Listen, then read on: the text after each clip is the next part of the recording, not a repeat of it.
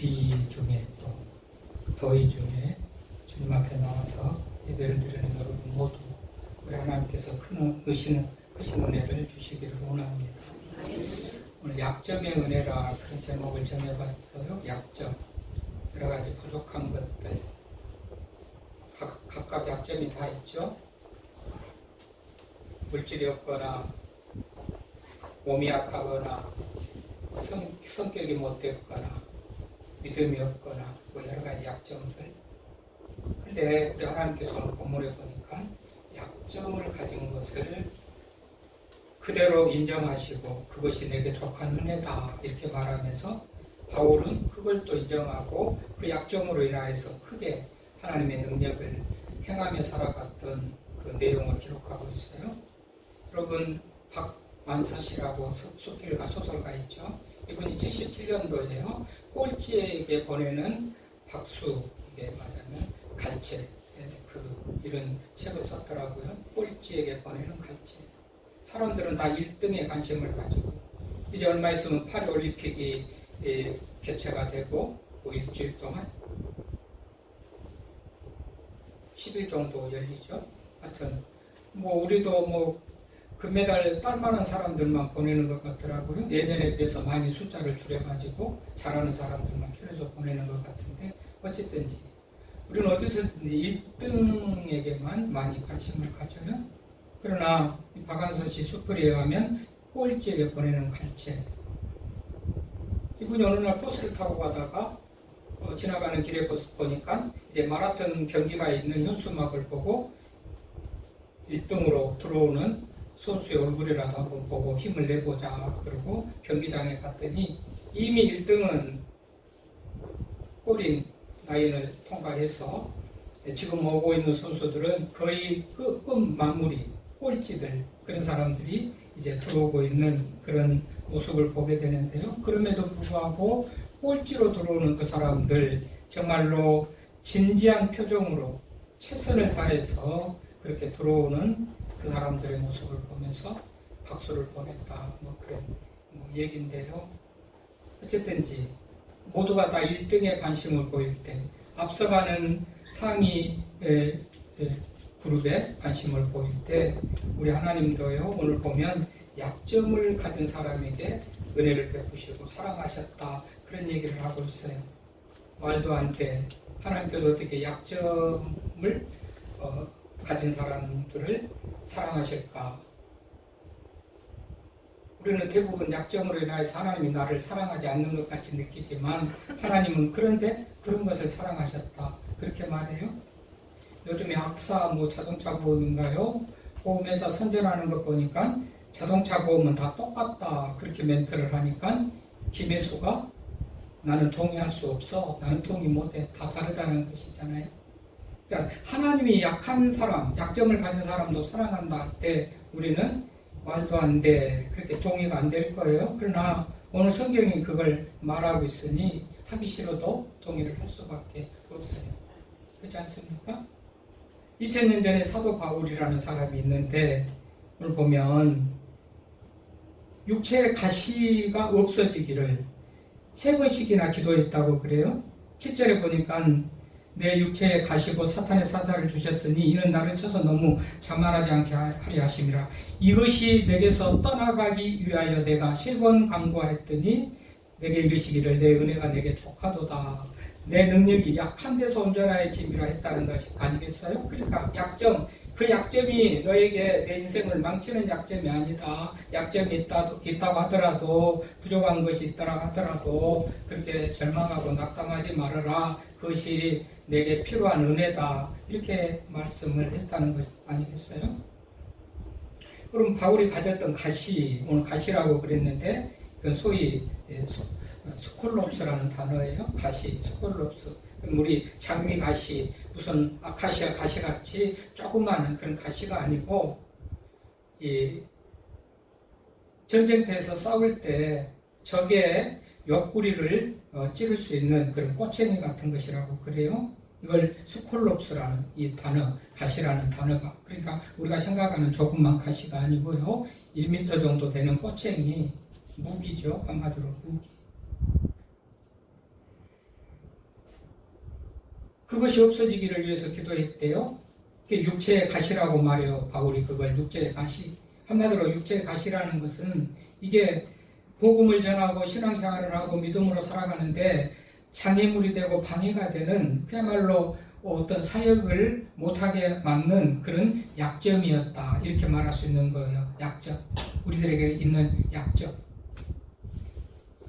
그래서 사람들은 생각을 합니다. 바울에게 어떤 약점이 있었을까? 바울에게 어떤 육체 가시가 있었을까? 그래서 어떤 사람은 바울은 말라리아에 걸렸을 것이다. 어떤 사람은 바울은 눈이 안 좋았을 것이다. 어떤 사람은 이 바울은 간질병에 걸렸을 것이고 편두통에 걸렸을 것이고 다양한 추측들을 해봐요. 어떤 병이든지요. 사역자인데 지금 바울이 주의 복음을 전하는 사역자인데 어떤 또 초기 교회 리더라고 할 수 있는데 이런 이 열거된 한 가지 병이라도 있으면 여러 가지 약점이 되겠죠. 근데 오늘 사단의 사자를 주셨다라는 것을 보면 그 약점, 그 가시가 바울에게 아주 치명적인 그런 가시였기 때문에 사단의 사자라고 말할 정도예요. 사탄의 사자는 뭐죠? 적극적으로 막강한 힘을 가지고 믿는 자들의 삶을 방해하고 바울의 사역을 방해하는 그런 치명적인 그런 가시였기 때문에 사탄의 사자라 그렇게 말을 하는 겁니다.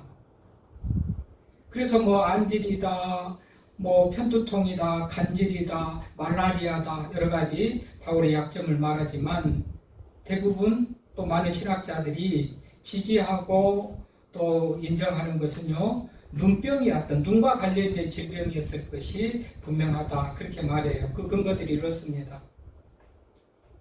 갈라디아 4장에 보면 갈라디아 교인들이 바울을 서운하게 하고 배신하는 것 같은 그런 모습을 보이거든요. 그래서 바울이 말해요. 너무나도 안타까운 마음을 가지고 내가 너희를 사랑하고 희생하고 헌신하는 그것을 생각했더라면 너희들은 눈이라도 빼어서 나에게 주었으리라 그런 말을 해요. 갈라디아서 4장 15절에 눈이라도 빼어서 그러니까 바울은 눈이 굉장히 필요했던 그런 사람으로 사람들이 진짜 바울을 생각하는 사람들이 눈이라도 좀 내 눈을 빼어줄까요? 하는 정도로 당시 우술이 눈을 교체하고 그럴 수 있는 우술이었는지는 모르지만은 말이 그렇단 말이죠. 그래서 눈이 문제였을 것이라는 그런 추측을 해보게 되고요. 또 사실은 다메섹 도상에서 바울이 예수님을 만날 때 하나님께서 하늘에서 사울아 사울아 하고 바울을 부를 때에 눈에 비늘이 씌어 강한 햇빛이 있잖아요. 강한 빛이 내려오고 그 빛에 의해서 바울의 눈이 먼 것으로. 그래서 아나니아가 이 다소의 고향 집에서 칩거하고 있는 바울을 찾아와서 안수하면서 눈에 비늘이 벗겨지면서 눈을 보게 되는 그런 일이 있거든요. 그러니까 하여튼 눈에 어떤 문제가 있었을 것으로 그렇게 짐작을 해봐요. 바울의 서신에서도 보면 큰 글자로 된 책을 가져오라든지 바울이 어떤 때는 내가 친필로 기록했다 이런 말들이 있는가 하면 대부분은 대신 대필하는 가이오가 대필해주는 그런 경우가 있어요. 그러니까 어떤 친필로 기록했다는 것도 그 편지 전체를 친필로 기록했다기보다는 마지막 부분에 서명, 내가 썼다, 간단한 인사 한마디 이 정도를 바울이 했을 것으로 그렇게 보면서 어쨌든 이제 바울에게 치명적인 가시, 치명적인 약점은 눈에 문제가 있었을 것이다. 이런 의견이 지배적이고 어느 이론이 없는 그런 말하자면 이 바울의 약점이었던 거예요. 그런가 하면 이 고린도후서 지금 12장 폈죠. 11장 보면요. 고린도후서 11장 그 앞에 보면 자 11장 고린도후서 11장 앞장 보면요. 1절에 뭐라고 그래요? 너희는 나의 좀 어리석은 것을 용납하라 이런 말이 있죠. 바울이 스스로를 어리석은 것을 용납하라 그런 말도 해요. 또 11장 6절에 보니까 뭐라고 그래요? 고린도후서 11장 6절입니다. 뭐라고 그럽니까? 시작. 내가 비록 말에는 부족하나 지식에는 그렇지 아니하니 이런 말들이 있어요. 그러니까 바울이 짐작으로 알아볼 수 있는 바울의 약점이 여러 가지도 있을 수도 있겠지만 바울 스스로가 나의 좀 어리석은 것도 용납하라는 말도 하고, 내가 말에는 부족하지만 지식에는 그렇지 않다라는 것을 보면 말도 잘 못했던 것 같이, 자신이 없었던 것 같이 그렇게 말하고 있잖아요. 바울이 스스로 나는 말에는 잘 못하지만 지식에는 능하다. 이런 것들을 볼 때요, 바울은 굉장히 사역자잖아요. 하나님의 복음을 전하고 가르치고 선포하는 사역자에게 눈으로 볼 수 없다? 이거는 굉장히 말도 안 되죠. 예, 하여튼 하나님의 말씀, 저도 성경을 말씀을 읽고 공부하고 여러 부단하게 자료를 보고 또 책을 보고 하면서 말씀을 준비하고 그러는데, 이 사역자에게 눈이 잘 안 좋다, 안 보인다는 것은 치명적인 거예요. 말을 잘못한 것도 또 똑같겠죠. 말로서 가르치고 선포하고 그러는데 말을 잘 못한다? 이것도 굉장히 치명적인 그런 약점이라고 할 수가 있는데, 어쨌든지 이거든지 저거든지 사탄의 사자를 주셨다고 말하는 것을 보면 아주 사역을 하는데 치명적인 대적 장애물, 방해가 되는 그런 약점을 가졌다라고 말할 수가 있는 것 아니겠어요? 그래서 이 약점을 없애주려고 하나님 앞에 3번이나 기도했다죠. 내가 내게서 떠나가기 위하여, 이런 약점, 가시가 떠나가기 위해서 3번째 간구하였더니, 알았다, 내가 고쳐줄게, 그런 게 아니고 그대로가 좋다, 하나님께서 그렇게 말씀하셨다는 거 아니겠어요? 그리고 마태복음 7장 11절에 보니까 너희가 악한 자라도 너희들 자녀들에게 좋은 것을 줄 줄 알거든 하물며 하늘에 계신 하나님께서 너에게 좋은 것을 주시지 않겠느냐 하면서, 육신의 부모들은 자식에게 좋은 것 잘 안 주더라도 당연히 주지만 그 하나님께서도 당연히 주실 것인데, 근데 오늘 바울에게 안 주고 있죠. 로마서 8장 32절에도 보면 자기 아들을 아끼지 아니하시고 우리 모든 사람을 위하여 내어주신 네가 어찌 아들과 함께 모든 것을 우리에게 주지 않겠느냐라는 말도 있어요. 아들도 아끼지 않고, 그 아들도 2명, 3명 있는 게 아니고 하나밖에 없는 아들도 아끼지 않고 우리를 위해서 내어주셨는데 뭘 하나님께서 아끼시겠나, 그 말이거든요. 그런데 바울이 지금 약점, 가시를 두고 없애달라고 그러는데 하나님이 없애주지 않고 내 은혜가 내게 족하다, 그대로가 좋다, 그대로 있어, 이렇게 하는 것을 보면 이해할 수도 없지만, 바울의 고백에 의하면 왜 그러셨을까요? 왜 그러셨다는 거예요? 바울이 지금 그것마저 완전하다면, 약점이 없이, 가시가 없이 모든 것이 완벽하다면 바울은 교만 덩어리가 될 수밖에 없습니다. 그러니까 말하자면 7절에 너무 자만하지 않게 하시려고 내 육체의 가시 곧 사단의 사자를 주셨으니 그렇게 말해요. 그러니까 하나님께서 바울아, 그만하면 됐다, 너에게 약점이 없이 가시가 없이 그렇다면 너는 교만해가지고 필경,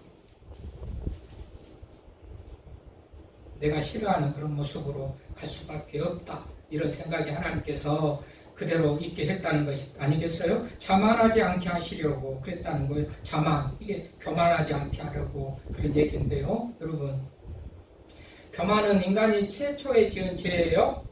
에덴 동산에서 선악과를 따먹지 말아라 할 때 뱀이 와가지고, 사탄이 와가지고 아담 하와를 꼬셔가지고 선악과를 따먹게 할 때, 유혹해가지고 따먹게 할 때에 그 결과를 어떻게 말하냐, 눈이 밝아져서 하나님과 같이 될 것이다. 이 아담과 하와가 하나님과 되고 싶은 그런 교만한 마음에서 죄를 지은, 그래서 교만은요 인간이 지은 최초의 범죄예요. 얼마나 하나님께서 싫어하신지 몰라요. 가장 싫어해요. 하나님께서 제일 싫어하는 것이 교만인 거예요. 그래서 교만한 자를 버리신다고 그랬어요. 혹시 사용하시더라도 멀리 안 가요. 금방 버려요. 그러니까 하나님의 종으로 쓰임 부름받고 사용하고 있는 바울이 버림받지 않기 위해서, 교만하여 떨어질까 싶어서, 교만하여 하나님의 버림받을까 싶어서 교만하지 않게 하려고, 자만하지 않게 하려고 그 약점, 그 가시를 그대로 가지게 했다라고 성경이 말하고 있죠. 여러분, 바울은 참 완벽한 사람이라고 할 수가 있어요. 이것만 없다면 그야말로 완벽할 거예요.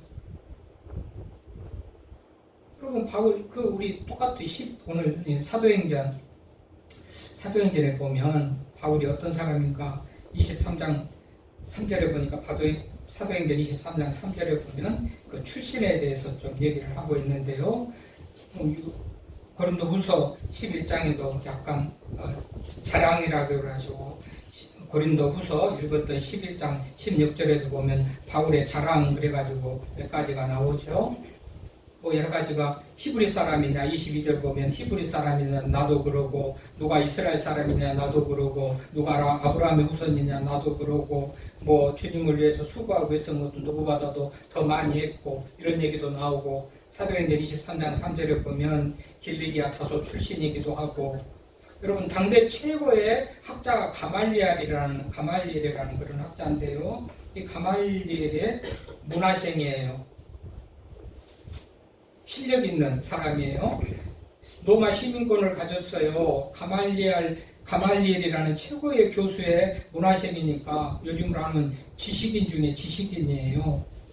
로마 시민권을 가졌죠. 뭐 히브리인이죠, 유대인이죠. 뭐 하여튼 말할 것이 없이 상위 1%에 해당하는 사람이 바울이에요.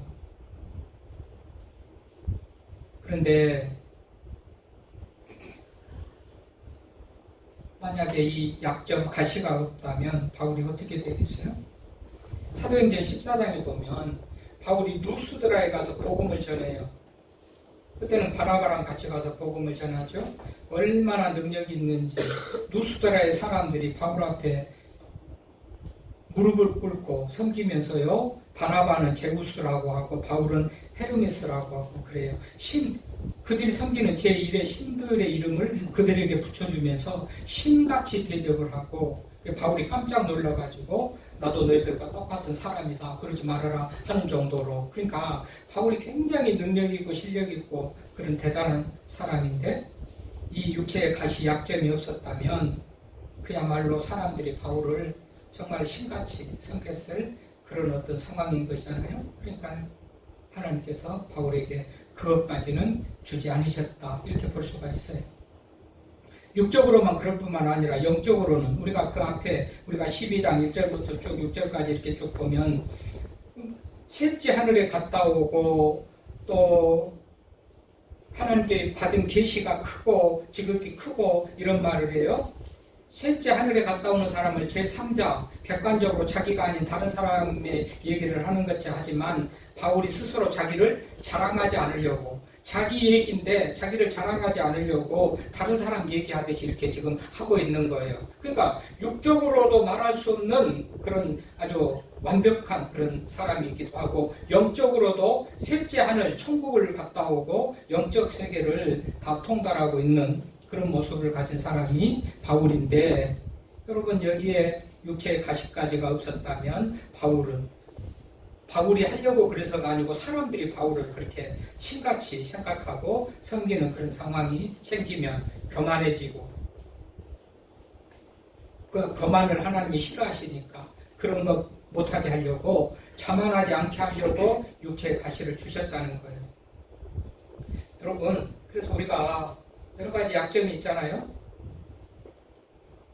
외모적으로든지 뭐 학력이든지 재물이든지 건강이든지 우리들이 다 약점이 있어요.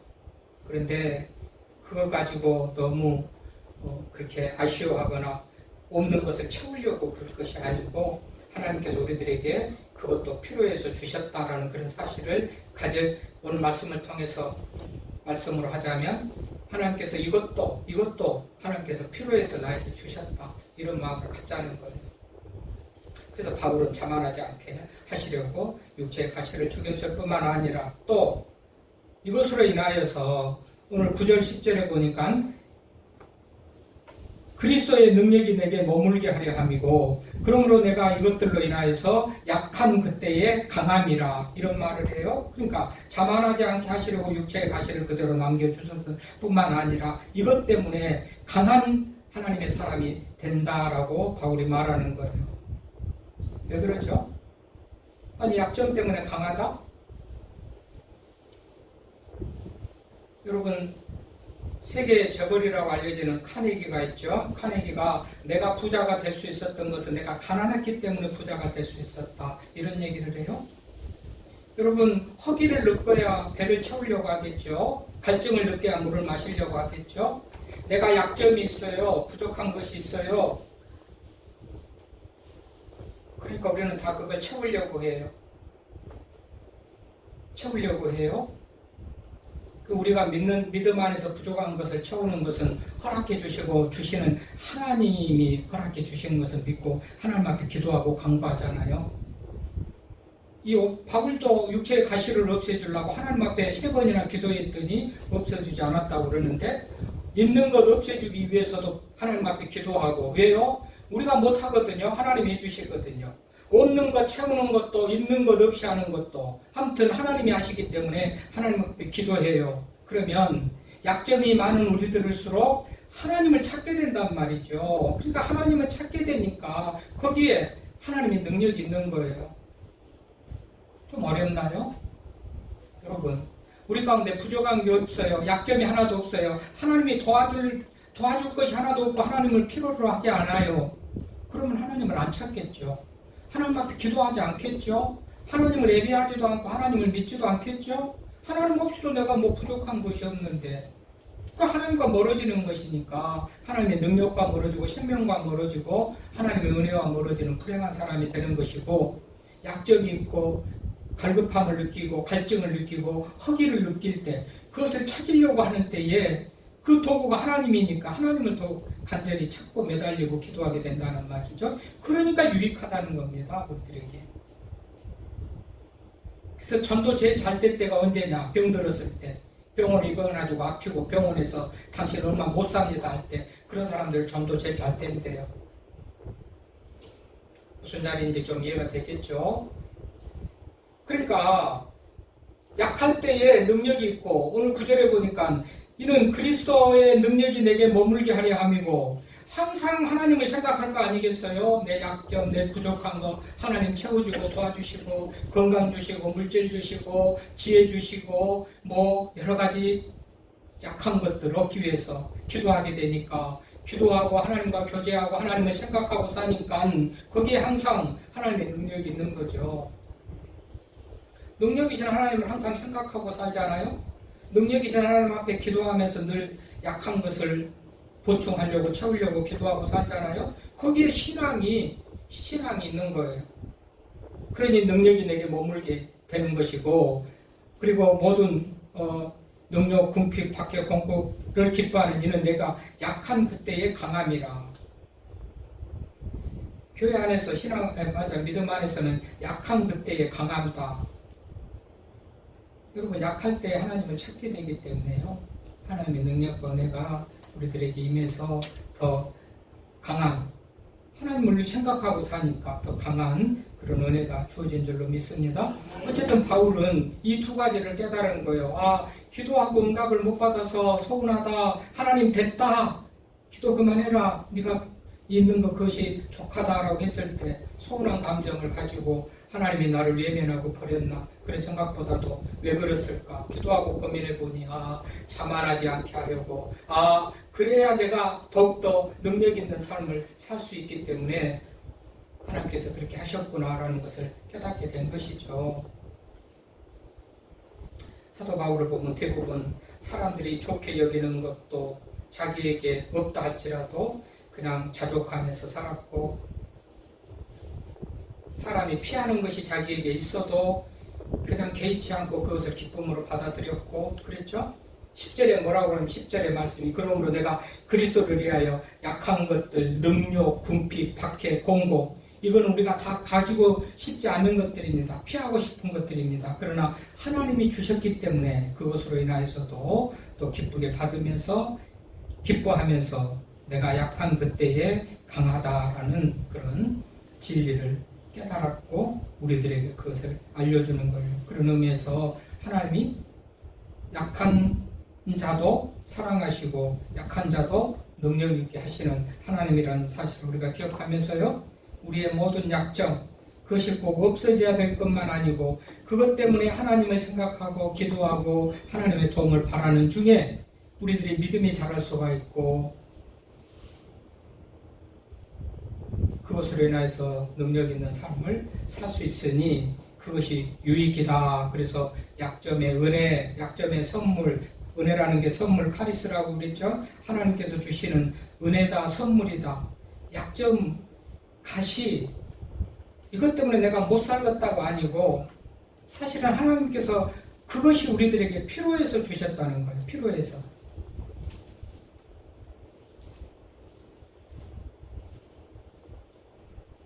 그러므로 약점, 육체의 가시, 어떤 결핍, 모자람 이런 것에 대해서 너무 그렇게 낙심하지 마십시오. 그럼 가난한 과부가 2렙돈, 동전 2개를 헌금했는데 예수님께서 칭찬하시면서 헌금의 모범을 보였다고 모델로 제시를 하잖아요. 많이 들여서가 아니고 작은 것이지만 가난한 과부지만 부자가 볼 때는 형편없는 것이지만 예수님이 보실 때는 그것을 칭찬하시잖아요. 양의 문제가 아니에요. 모자람의 문제가 아니고 부족함의 문제가 아니고 결핍의 문제가 아니고 마음의 문제인데 우리는 대부분 어떤 작은 거, 없는 거, 모자라는 거 이거 가지고 고민할 때가 많은데 우리 하나님께서는 전혀 그렇지 않다. 엘리야가 3년 6개월의 가뭄을 만나가지고 하나님의 지시에 따라서 사르밧이라는 동네에 갔더니 사르밧의 동네 산 과부를 만나는데 얼마나 가난한지 집안에 먹을 것이라고는 밀가루 한 움큼 있고 기름 한 방울 있고 이제 하나밖에 없는 그 외아들하고 한 끼 식사를 해먹고 죽음을 기다리는 그런 정말 절박한 상황인데 엘리야가 그것 좀 나 좀 주라 그랬더니 주지요. 별것 아니잖아요. 모자란 거, 약한 거, 부족한 거 아무것도 아닌 거잖아요. 그때 줬어요. 그랬더니 하나님께서 그 집에, 과부의 집에 가뭄이 끝나도록 밀가루, 기름이 떨어지지 않도록 하나님께서 채워주시고 공급해 주셨다고 말합니다. 그러니까 모자라다는 거, 부족하다는 거, 약하다는 거 이거는 내 생각이지 하나님의 손에 들려주시고 하나님이 함께 하시면 부족함이 없는 것들인 거예요. 그러니 하나님께서 그대로가 좋다는 거예요.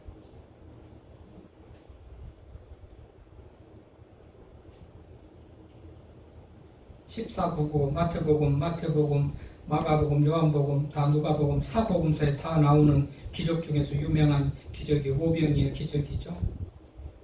오병이요. 보리떡 5개, 물고기 2마리로 5,000명을 먹이고도 남는 기적은요. 이 오병이에요. 이 오병이는 얼마만큼이냐. 한 아이의 한 끼 도시락입니다. 물고기 빵 5개, 물고기 2마리, 오병이요. 한 아이의 작은 도시락이에요. 한 끼 식사예요. 근데 그걸 예수님 앞에 드렸죠. 제자들이 찾을 때 드렸죠. 예수님께서 축복하시고 그것을 나눠주는데 5,000명을 먹이고도 남았다 성경에 기록되어 있죠. 작은 것이잖아요. 우리는 작은 것, 모자란 거 이것 가지고 부끄럽고 부족하고 아쉽고 채워야 되고 그렇지만 하나님은 그거 아무 문제가 아니라는 거예요. 여러분, 건강이 좀 없다고, 돈이 좀 없다고, 무슨 배운 것이 좀 없다고, 외모가 좀 딸린다고 여러 가지로 정말 불편하고 아쉬운 것 있습니까? 그건 내 생각입니다. 믿음 안에서 하나님을 보실 때는 전혀 관계가 없는 것들이에요. 그래서 믿음의 선진들은 이렇게 고백합니다. 하박국 3장 17절 18절에 보니까 비록 무화과 나무가 무성하지 못하고 포도나무에 열매가 없고 감람나무에 소출이 없고 밭에 먹을 것이 없으고 우리의 양이 없고 양간에 소가 없을지라도 나는 여호와로 말미암아 즐거워하며 나의 구원의 하나님으로 말미암아 기뻐하리로다. 건강 때문에, 돈 때문에, 지식 때문에, 뭐 때문에 사람들이 다 말하는 좋은 것들 다 가졌기 때문에 그것으로 인해서 기뻐하고 즐거우신 것이 아니고 그것들은 아무것도 없고 하나도 없고 다 없다 할지라도 여호와 하나님으로 인해서 즐거워하고 기뻐한다. 그래요?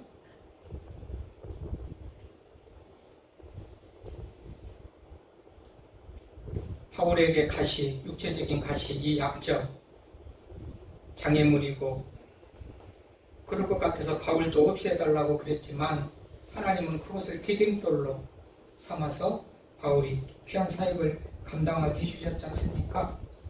우리가 그런 의미에서 계속 이거 치유의 어떤 주제 속에 들어가는 거잖아요. 여러 가지 없는 거, 결핍, 궁핍, 약점, 부족한 거, 가난한 거 우리들이 가지고 있지만 우리 하나님 보실 때는 그것을 약점이라고 보지 않고 그것으로 족하다. 다른 부분에서 내가 채워지면 너희들은 그거 없는 것보다도 훨씬 더 나은 삶을 살 수 있다고 우리 하나님 말씀하신 줄 믿습니다. 그것으로 인하여서 의기소침하고 좌절하고 낙심하는 성도들이 있다면 하나님은 약점까지도 사랑하시고 약점을 보완해 주시고 약점을 뛰어넘어서 초월해서 능력 있는 삶을 살게 하신 것을 믿고 소망 가지고 나가는 우리 모두가 될 수 있기를 바랍니다. 하나님 감사.